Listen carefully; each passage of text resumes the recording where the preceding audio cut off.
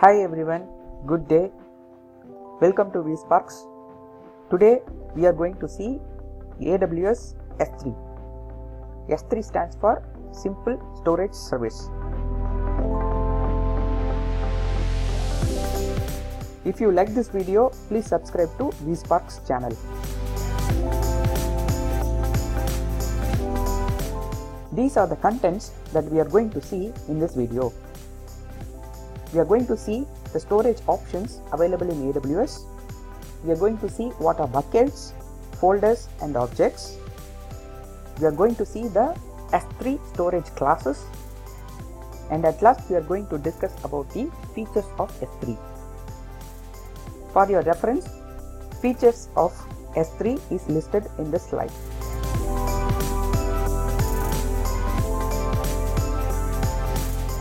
Let us discuss the storage options available in AWS. We have got shared file system, block storage system, object storage system. S3 comes under object storage system. Now, what is S3? S3 stands for Simple Storage Service. It is an object storage system. You can use S3 to store and retrieve any amount of data at any time from anywhere on the web. Data can be anything like pictures, videos, music files, text files, log files, etc. etc. With respect to S3, we are going to call the data as objects. From now on, we are going to refer data as objects.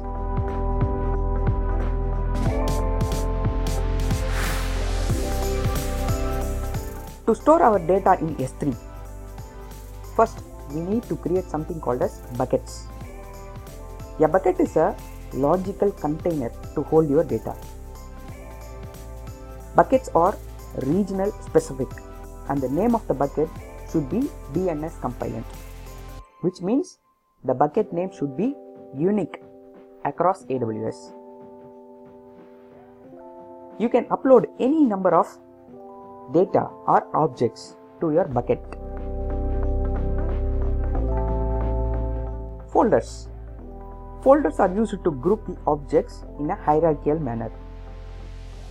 For the sake of organizational simplicity, S3 console supports the folder concept as a means of grouping the objects. Here, the objects are nothing but the data, which can be photos, videos, documents, log files, etc. etc. as we discussed in the last slide.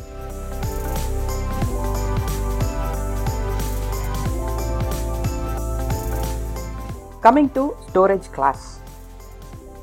You would have known what is an instance type in EC2.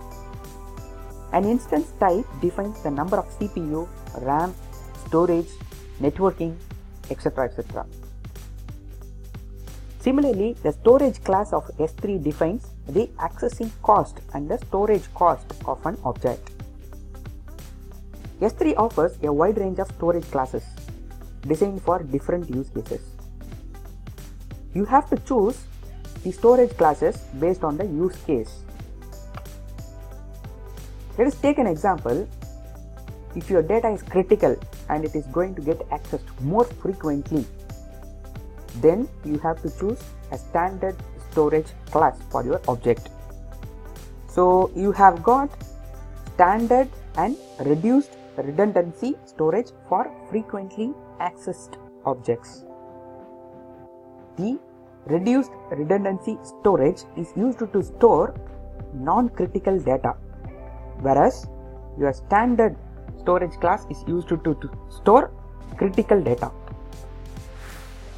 If you don't know the accessing pattern of your object, then you have to choose intelligent tiering, which will automatically shift the data to the most cost-effective storage tier.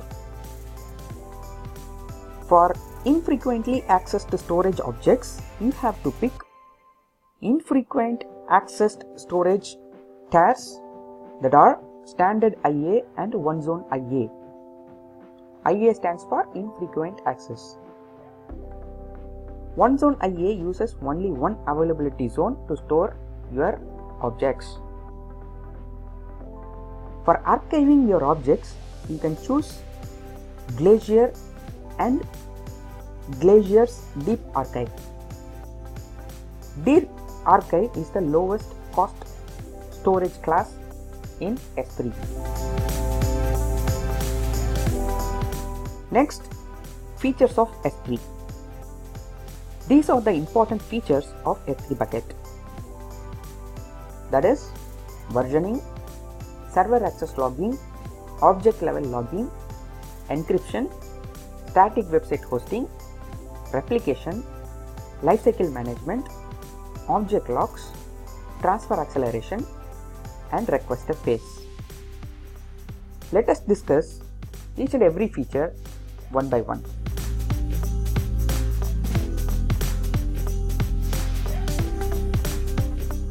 First is versioning. With the help of versioning, you can keep multiple copies or versions of an object in the same name.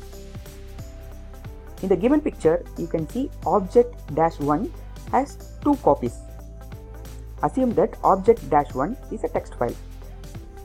You can see the copy -1 of the object-1 contains hi, hello, whereas copy-2 contains hi, hello, welcome to VSPARKZ.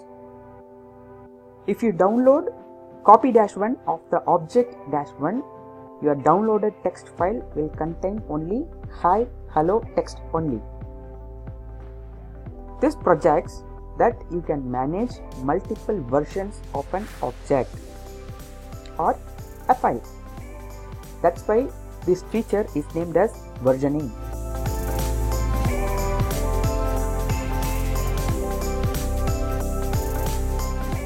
Next is S3 logging. There are basically 2 types of logging supported in AWS S3: server access logging and object level logging. If you want to track the request for access to your buckets, you should enable server access logging. Each access log record provides details about a single access request, such as the requester, bucket name, request action, and so on. These access log information can be useful in security and access audit purposes. API level activities are captured by object level logging.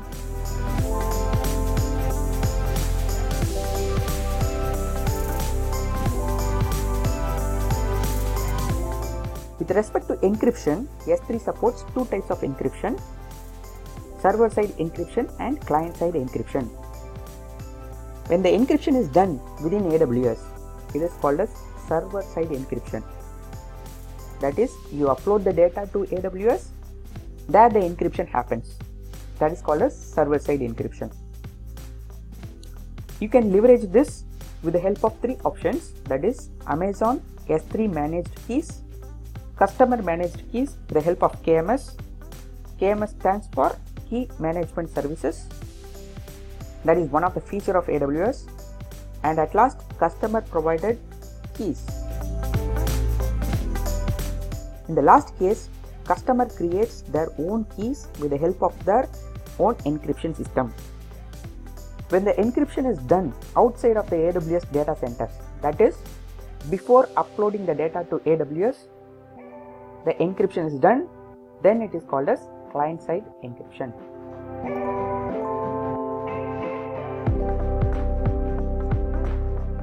Next feature of S3 is static website hosting using S3 buckets.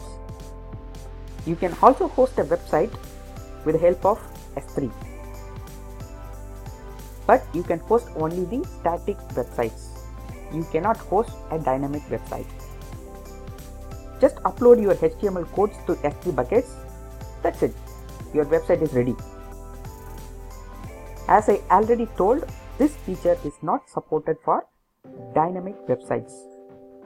An example for dynamic website is a banking website where transactions are done.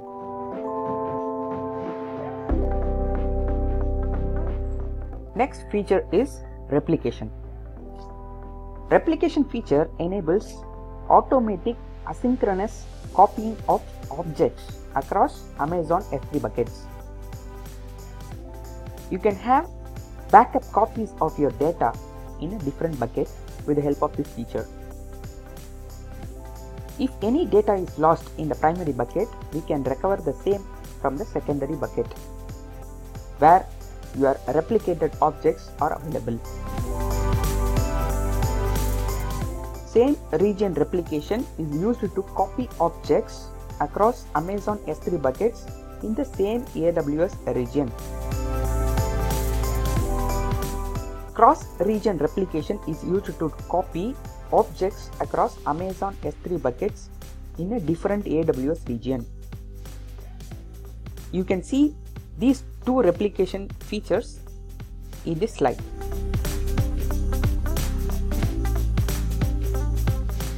Next feature of S3 is Lifecycle Management.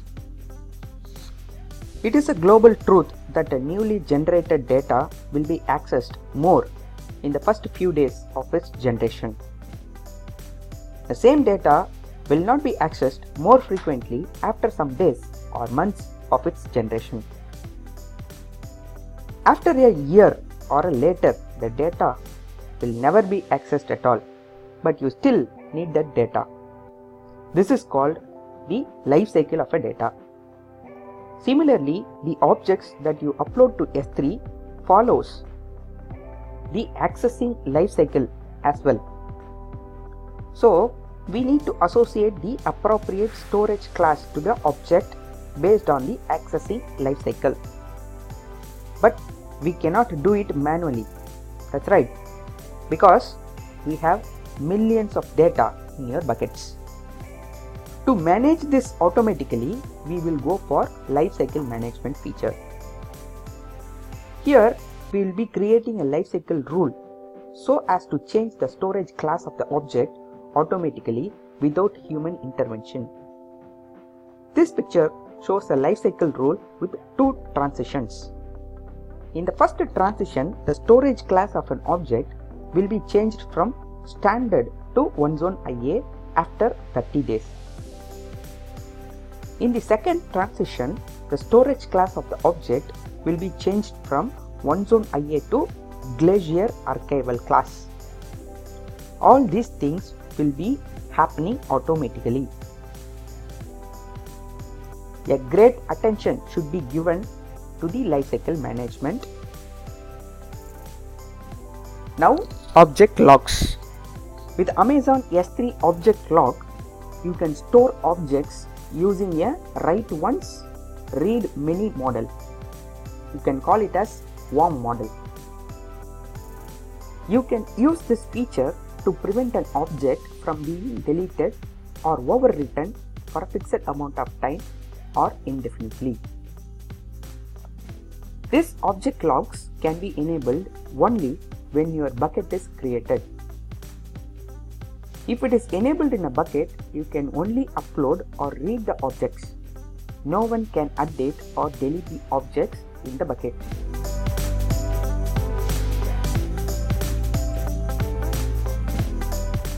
Next is S3 transfer acceleration and requester pace feature.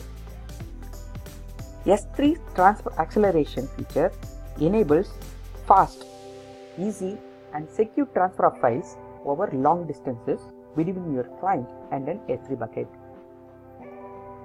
Transfer acceleration takes advantage of Amazon's CloudFront's globally distributed edge locations. As the data arrives at an edge location, data is routed to the Amazon S3 over an optimized network path. And then the next feature is requester pace. In general, bucket owners pays for all Amazon S3 storage and data transfer costs that are associated with their buckets. A bucket owner, however, can configure a bucket to be a requester pace bucket. With requester pace bucket, the requester, instead of the bucket owner, pays the cost of the request and the data downloaded from the bucket. The bucket owner always pays the cost of storing the data.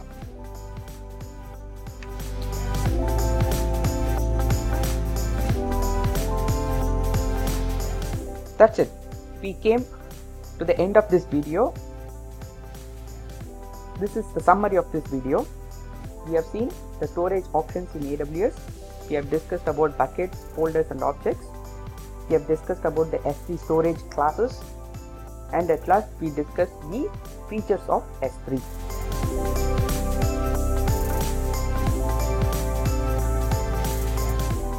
If you like this video, please subscribe to VSPARKZ channel. Thank you from VSPARKZ. Thank you for spending your precious time in seeing this video. Have a good day.